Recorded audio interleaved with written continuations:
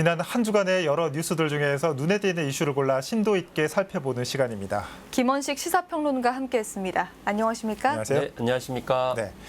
자, 이 평론가님 집 근처에도 이 우이신설선이 들어가지 않습니까? 어떠십니까? 타보셨습니까?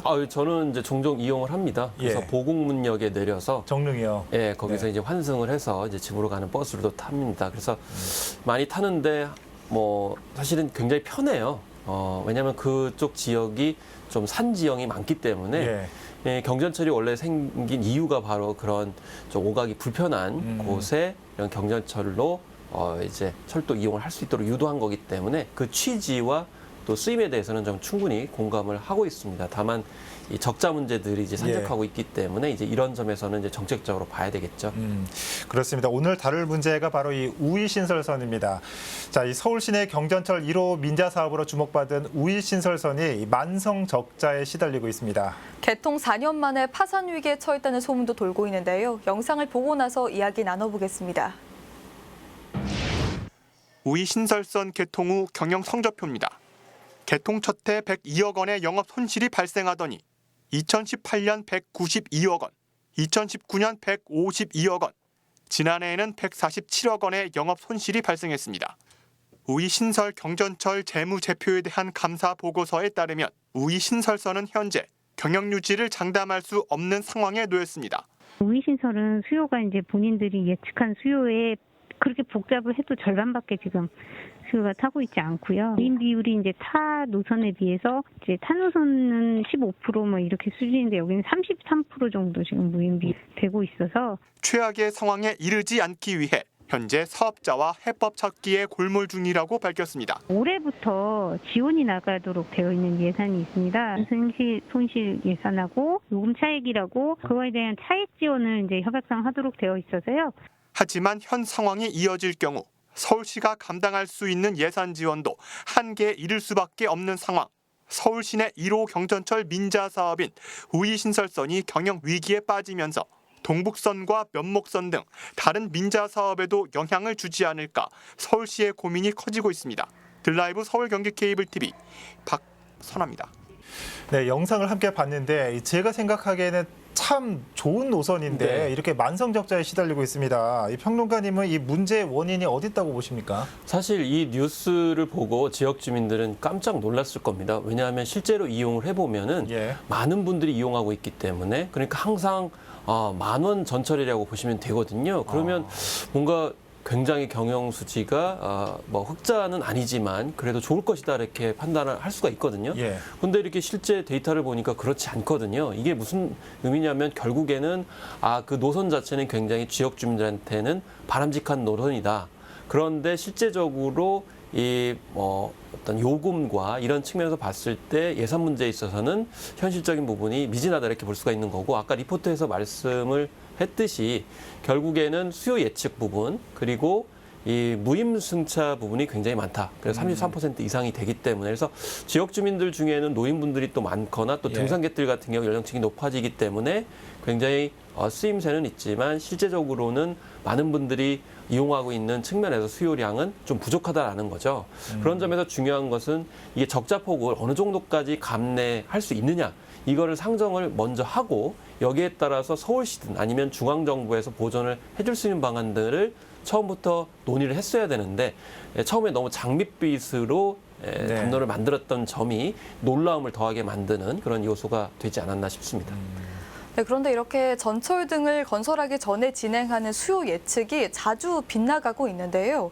이게 수요 예측이 정말 어려워서 그런 건지 아니면 수요 예측 방법에 뭔가 문제가 있어서 그런 건지 좀 궁금합니다. 예, 여러모로 문제가 있었습니다. 일반적인 어떤 문제는 희망적 사고의 편향이라는 현상인데요. 네. 아무래도 이제 사업을 추진하는 입장에서 봤을 때는 사업을 이제 통과가 시키기 위해서 장밋빛 전망을 내세우게 되죠. 그 가운데 하나가 수요 예측을 약간 미래지향적으로 희망적으로 산정을 하다 보니까 결국 현실과는 좀 다른 수요 예측이 나올 수밖에 없는 그런 상황이 되고요. 또 상황 속에서 경전철의 또 근본적인 한계도 있었습니다. 예를 들면 우이 신설설 같은 경우에는 두량, 그러니까 객차가 2개밖에 안 돼요. 그것도 굉장히 큰 객차가 아니거든요. 그러다 보니까 상대적으로 많은 사람들이 복잡하게 이용을 하게 되니까 이 반복되다 보면은 오히려 그 유료로 돈을 내시는 분들이 이용하고 싶지 않은 기피적인 요소가 있을 수 있는 거거든요.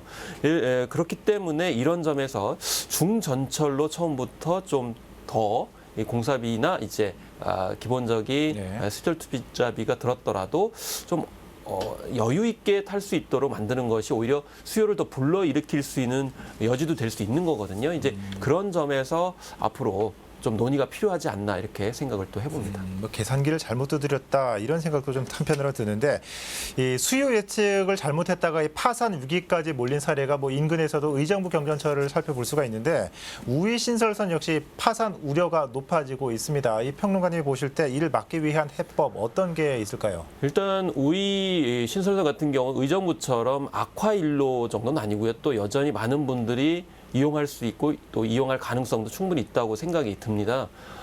그런데 이제 적자폭을 보게 되면 190억 원, 뭐 150억 원, 그리고 147억 원 정도로 이렇게 좀 적자폭이 줄어들고 있는 점을 일단 봐야 되겠고요. 네. 그리고 한편으로는 지금 신분당선도 그런 문제가 있는데 무임승차 비율을 줄이는 것도 어느 정도 해봐야 되겠다고 생각이 듭니다. 일단 신분당선 같은 경우 2017년에 시도를 했다가 이게 반대에 부딪혔고 이번에 다시 또 논의가 되고 있거든요. 그래서 이 무임승차 연령대를 어떻게 할 것이냐, 그것을 이제 높일 것이냐의 문제, 네. 그리고 요금을 일부 유료할 것이냐 문제, 이런 것들을 같이 이제 봐야 되는 그런 상황이라 볼 수가 있겠고요. 다만 그렇게 하되 이 객차 서비스를 어떻게 더 퀄리티를 높일 것인가도 같이 연동을 하는 것이 필요하다고 보겠습니다. 네, 그런데 우이 신설선은 서울 시내 경전철 1호 민자 사업이지 않습니까? 네, 그런데 이게 파산 위기에 몰리게 된다면 다른 서울 시내 다른 경전철 민자 사업에도 좀 악영향을 미칠 것 같은데 어떻게 보십니까? 그렇습니다. 그래서 뭐 면목선이라든지 동북선이라든지 네. 그리고 청량리에서 출발해서 목동까지 또 연결하는 그런 이제 경철선 계획도 인근에 이제 또 발표가 되고 있거든요. 그런데 이 굉장히 좋은 케이스라고 알려진 우이 신설설 같은 경우가 이런 문제가 있다고 하면 다른 경전철은 추진이 못 되는 그런 상황이 될 수가 있거든요. 그렇기 때문에 물론 이제 악영향을 줄 수도 있지만 더 한편으로 전화위복의 계기를 삼을 수도 있는 거죠. 그래서 너무 수요 예측을 부풀린다거나 아니면 지금 현재처럼 적자가 될 수밖에 없는 그런 이제 무임 승차료 같은 경우 조정하는 게 필요하고요. 그리고 적자폭을 사실은 예측할 수밖에 없는 게 지금 세계적으로도 그렇지만 대중교통수단 중에 흑자가 나고 있는 대중교통수단은 없어요. 그렇기 때문에 일단 대중교통수단은 적자가 있다. 그런데 그 적자가 일어났을 때 대국민 서비스 차원에서 적자폭을 최대한 어느 정도까지 상정을 하고 그것을 공공재원을 어느 정도까지 부여할 수 있고 또 시민들도 어느 정도는 사실은 복지 서비스를 감내해야 될 측면도 분명히 존재하거든요. 그래서 이 시민과 국가와 또 사업 주체들이 현실적으로 모든 걸 다 까놓고 얘기를 하고 또 그것을 결정해 가는 것이 현실적으로 필요해 보이지 않나 싶습니다. 네.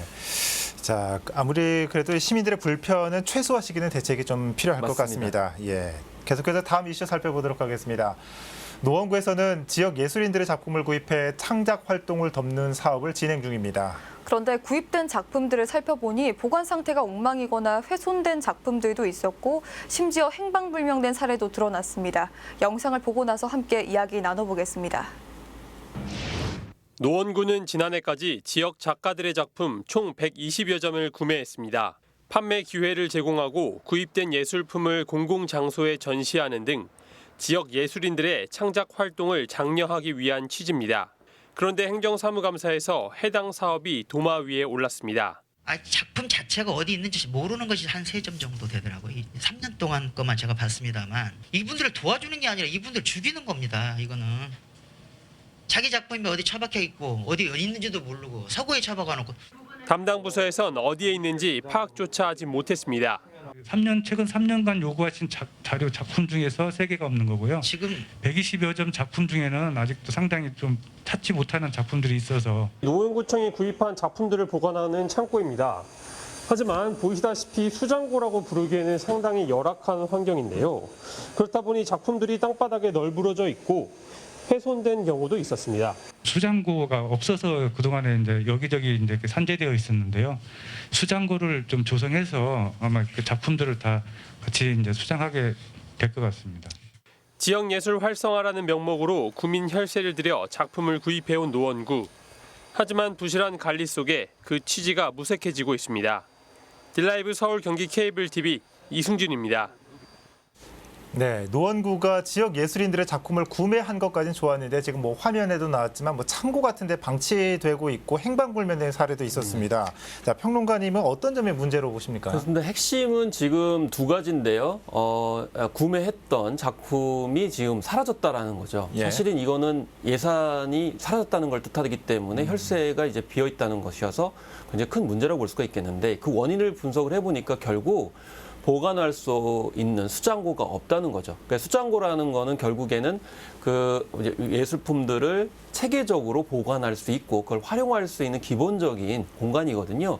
그러니까 그런 공간 없이 좋은 일을 하자는 차원에서 예산을 들여서 구매만 한 좀 근본 토대가 없는 상태에서 이제 전시행정적인 예산 집행을 했다라고 이제 볼 수가 있는 거죠. 예. 그렇기 때문에 이제 일단 수장고가 있어야 되는데요. 그렇지만 수장고가 있다고 해서 모든 게 해결이 되는 건 아닙니다. 왜냐하면 기존에 이제 박물관이나 미술관도 수장고가 있다 하더라도 네. 체계적인 관리를 하지 못하면은 작품을 잃어버리는 경우가 꽤 있습니다. 그렇기 때문에 수장고를 만들더라도 구체적으로 어떻게 운영할 것인지에 대한 청사진까지 제시를 하는 것이 이제 필요해 보입니다. 네, 지역 예술인들의 작품을 구입한다는 것 자체가 창작 활동을 돕는 거라고 볼 수 있을 것 같은데요. 그런데 이렇게 창고에 방치하는 것 말고도 더 좋은 방법이 있을 것 같습니다. 뭐가 있다고 보십니까?